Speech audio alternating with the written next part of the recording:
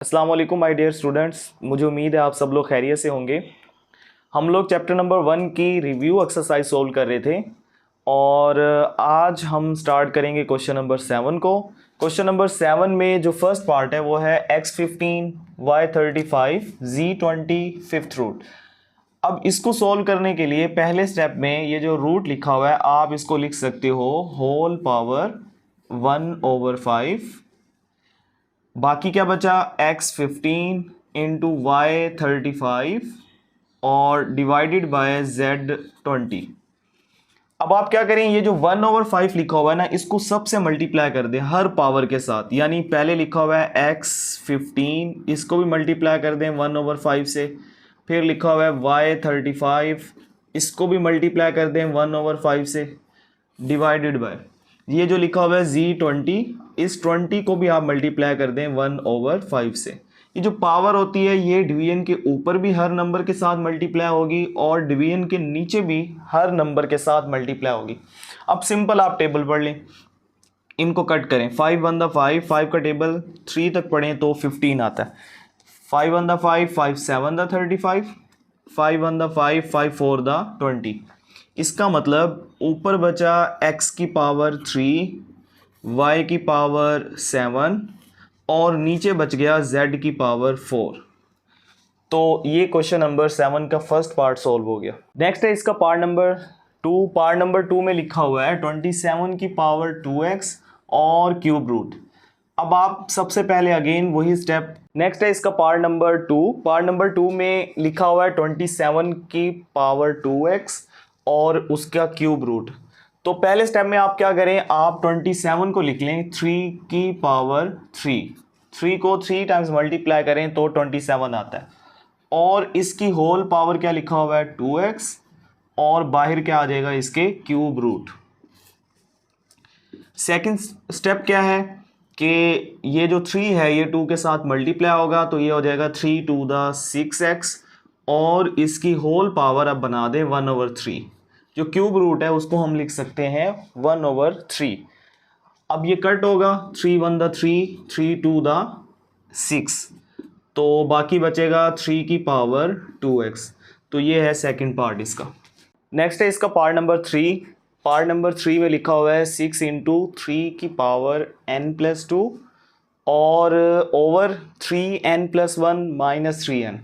पहला स्टेप ये है कि आप ये जो 3 की पावर n+2 लिखा हुआ है इसके भी दो हिस्से कर लें। मैं इसको कैसे लिखूंगा, ये रहा 6, एक बार लिख लें 3 की पावर n डॉट और एक बार लिख लें 3 की पावर 2।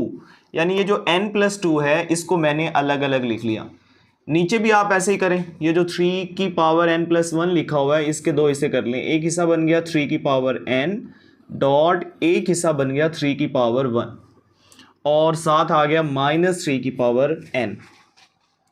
अब क्या करें, नीचे से 3n कॉमन ले लें। जब आप 3n कॉमन लेंगे तो बाकी बचेगा 3 की पावर 1 माइनस, क्योंकि ये कॉमन ले लिया है तो इसकी जगह क्या बच जाएगा 1। ऊपर बच जाएगा 6 डॉट 3 की पावर n डॉट 3 की पावर 2। अब ये जो हमने कॉमन लिया है 3 की पावर n, ये ऊपर वाले 3 की पावर n से कट हो जाएगा। अब ऊपर बचेगा 6 डॉट 3 की पावर 2 कितना होता है 9। जब 3 में से आप 1 माइनस करोगे तो बाकी बचेगा 2। अब इस 2 को 6 के साथ कट करें तो 2 1 2, 2 3 6। अब ऊपर दो वैल्यूज बच चुकी हैं, एक वैल्यू है 3, दूसरी वैल्यू है 9। तो 9 को जब आप 3 से मल्टीप्लाई करेंगे तो इसका आंसर आ जाएगा 27। तो ये हमारा पार्ट नंबर 3 भी सोल्व हो गया।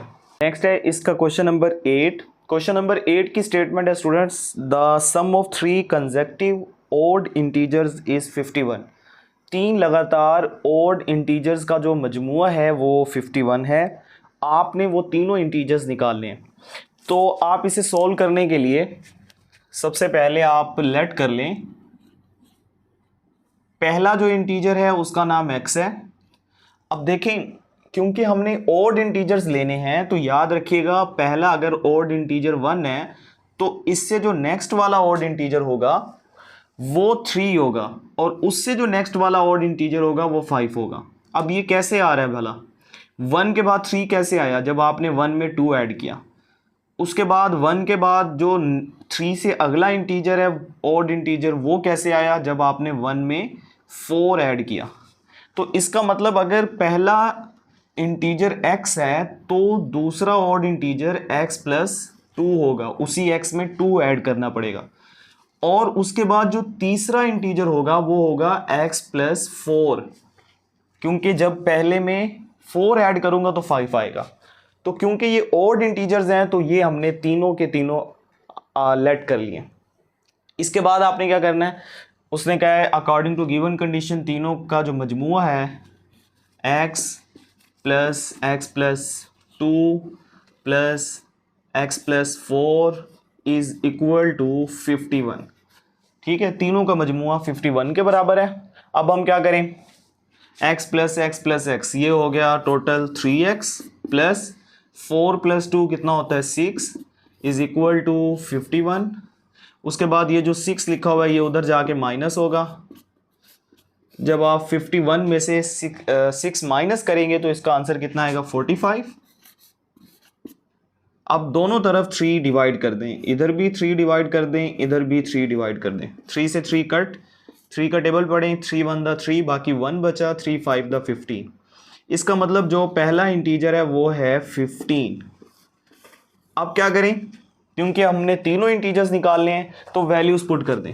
पहला इंटीजर क्या है 15 x की जगह, दूसरा इंटीजर 15 प्लस 2 तो ये हो जाएगा 17, और तीसरा जो इंटीजर है वो होगा x प्लस 4, यानी 15 में 4 ऐड करें तो इसका आंसर आ जाएगा 19 are the odd integers.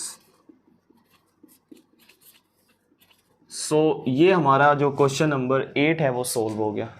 Next है इसका क्वेश्चन नंबर 9। क्वेश्चन नंबर 9 की स्टेटमेंट है Abdullah picked up 96 balls and place them into 2 buckets. Abdullah total 96 गेंदे हैं और उनको 2 बकेट्स के अंदर डालता है। 1 bucket has 28 more balls than other buckets. How many balls were in each bucket? इस क्वेश्चन का जो इसकी जो स्टेटमेंट है इसमें हमें ये कहा गया है स्टूडेंट्स, इसकी जो स्टेटमेंट है इसमें हमें ये कहा गया है कि अब्दुल्ला के पास ना टोटल 96 गेंदे, उसने इन 96 गेंदों को ना 2 बकेट्स के अंदर डालना है। वो कहता है अगर एक बकेट में जो गेंदे डालेगा ना दूसरी बकेट में उससे 28 गेंदे ज़्यादा डालेगा। मतलब अब हमें ये नहीं पता ना कि पहली बकेट में वो कितनी गेंदे डाल रहा है, वो जितनी भी पहली बकेट में डालेगा उससे 28 गेंदे ज़्यादा वो दूसरी बकेट में डालेगा। मतलब अगर पहली बकेट में उसने 2 गेंदे डाली हैं तो इसका मतलब जो दूसरी बकेट है उसमें वो 30 गेंदे डालेगा। पहली बकेट में अगर उसने लेट्स सपोज 30 गेंदे डाली हैं तो दूसरी बकेट्स के अंदर उसने इससे 28 गेंदे ज़्यादा डालनी है। तो अब हम इसे सोल्व करते हैं, क्योंकि हमें पता नहीं है कि पहली बकेट में वो कितनी बॉलें डाल रहा है।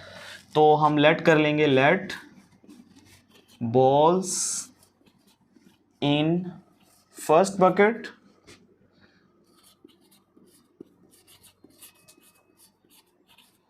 Is equal to x। पहली बकेट के अंदर सपोज कर लो x बॉल्स हैं। अब दूसरी बकेट के अंदर balls in second bucket is equal to, क्योंकि पहली में अगर x हैं तो दूसरी में उससे 28 गेंदें ज़्यादा डालनी है, तो इसमें हम लिख लेंगे x प्लस 28। इसका मतलब जो पहली बकेट है उसमें x बॉल्स हैं, जो दूसरी बकेट है उसमें 28 बॉल ज़्यादा हैं, जो कि बन जाएंगी x प्लस 28। अब आप लिखेंगे according to condition, according to given condition, given condition के मुताबिक दोनों बॉल्स को मिला के जो हमारा आंसर आता है वो कितना आता है 96, क्योंकि उसके पास टोटल 96 बॉल्स हैं। तो हम लिखेंगे पहली बकेट में उसने x बॉल्स डाली हैं, दूसरी बकेट में उसने x प्लस 28 बॉल्स डाली हैं, जो कि दोनों मिलके कितना आंसर देंगी हमें 96। अब ये एक इक्वेशन बन गई है। अब हम इसे सोल्व करेंगे। x प्लस x कितना होता है 2x, ये जो 28 है ये उधर जाके माइनस होगा, जब आप 96 में से 28 माइनस करेंगे तो इसका आंसर आ जाएगा 68। दोनों तरफ आप 2 पे डिवाइड करें, 2 से 2 कैंसल, 2 3 द 6, 2 4 द 8। इसका मतलब जो उसने पहली बकेट के अंदर बॉल्स डाली हैं वो हैं टोटल 34। सो 1 बकेट हैज़ कितनी बॉल्स हैं? 34 बॉल्स। उसके बाद आप अब लिखेंगे in second bucket. Second bucket में कितनी बॉल्स होंगी? क्योंकि अब हम x का आंसर निकाल चुके हैं तो x की जगह आ जाएगा 34 और उसमें ऐड कितना कर देंगे 28, जो कि आंसर आ जाएगा टोटल 62 बॉल्स। इसका मतलब ये हुआ कि पहली बकेट में 34 बॉल्स हैं और दूसरी बकेट में 62 बॉल्स हैं। नेक्स्ट है हमारा क्वेश्चन नंबर 10। क्वेश्चन नंबर 10 की जो स्टेटमेंट है उसमें लिखा हुआ है Salma invested 3,50,000 in a bank which paid simple profit at the rate of 7.1/4% per annum। वो कह रहा है कि सलमा ने टोटल 3,50,000 रुपये इन्वेस्ट किए और किस प्रॉफिट रेट के साथ? 7/1/4। 2 सालों के बाद the rate was increase to 8%। जो उसका रेट है वो 8% बढ़ जाता है per annum. Find the amount she had at the end of 7 years. वो ये कह रहा है आपसे कि 7 सालों के बाद उसके पास टोटल कितनी अमाउंट होगी। इसका मतलब सबसे पहले हम पहले 2 सालों का इंटरेस्ट निकालेंगे, फिर उसके बाद अगले 5 सालों का इंटरेस्ट निकालेंगे, फिर दोनों का जब इंटरेस्ट ऐड करेंगे तो ये टोटल 7 ईयर का इंटरेस्ट होगा। अब आपने कैसे सोल्व करना है? सबसे पहले आपने प्रिंसिपल अमाउंट लिखनी है जिसको P कहते हैं। वो है टोटल रुपीज़ कितने हैं? 3,50,000। उसके बाद जो रेट है, ठीक है, रेट कितना है हमारे पास? 7/1/4%। जब आप इस परसेंटेज को सोल्व करेंगे तो इसका आंसर आ जाएगा 7.25% रेट। यानी ये जो 7/1/4 है इसको मैंने सोल्व किया। इसका तरीका क्या होता है? आप 7 को 4 से मल्टीप्लाई करें और 1 में ऐड करें तो जो आंसर आएगा फिर उनकी डिवीजन करें तो आंसर आ जाएगा 7.25। उसके बाद जो टाइम है t, वो पहले हम सोल्व करेंगे इसको 2 ईयर के लिए, ठीक है। और 2 ईयर का जो भी इंटरेस्ट है उसको हम I1 कह लेते हैं। तो पहले हम I1 निकाल लेते हैं। प्रिंसिपल, रेट और टाइम हमें गिवन है, हमने इंटरेस्ट निकालना है। अब हम क्या करते हैं? I1 के लिए जो फार्मूला यूज़ करते हैं वो है principal rate multiply by rate multiply by time और इसको डिवाइड कर देंगे 100 के ऊपर। अब आप सारी वैल्यूज पुट करें। P की वैल्यू कितनी है? 3,50,000 मल्टीप्लाई, जो रेट है वो है 7.25 मल्टीप्लाई, जो टाइम है वो है 2 ईयर। तो इस टाइम की जगह क्या आ जाएगा 2 और इसको डिवाइड करेंगे 100 के ऊपर। स्टूडेंट आप कैलकुलेटर यूज़ करें। सबसे पहले आप लिखें 3,50,000 multiply by 7.25 multiply by 2 and divided by 100। तो इसका आंसर आ जाएगा 50,750 रुपये। ये पहला इंटरेस्ट है जो वो 2 सालों में उसे मिलेगा, ठीक है। उसके बाद अब आप सेकंड इंटरेस्ट निकालें। आप यहाँ लिख लें फॉर नेक्स्ट 5 ईयर। अब हम अगले 5 सालों का इंटरेस्ट निकालेंगे। अब जब हम अगले 5 सालों का इंटरेस्ट निकालेंगे तो उसका जो रेट है वो अब चेंज हो गया। अब उसे कितने परसेंट रेट मिल रहा है? प्रॉफिट 8% के हिसाब से। तो टाइम अब 5 ईयर हो गया, रेट 8%, बाकी वैल्यू सेम होगी। अब आप क्या करोगे? अब आप I2 के लिए वही सेम फार्मूला सबसे पहले लिखेंगे P multiply by rate multiply by time और डिवाइडेड बाय 100। अब आप सारी वैल्यूज पुट करें। प्रिंसिपल अमाउंट तो वही है जो पहले थी, 3,50,000 मल्टीप्लाई, अब रेट कितना है टोटल 8%, मल्टीप्लाई टाइम अब कितना है 5 ईयर, और डिवाइड आप किस पे कर दोगे 100 पे। अब आप इसे सोल्व करें। सबसे पहले आप लिखें 3,50,000 मल्टीप्लाई बाय 8 मल्टीप्लाई बाय 5 और डिवाइडेड बाय 100, तो इसका आंसर आ जाएगा 1,40,000। तो इसका आंसर आ जाएगा 1,40,000। इसका मतलब जो सेकंड इंटरेस्ट है वो आया हमारे पास 1,40,000।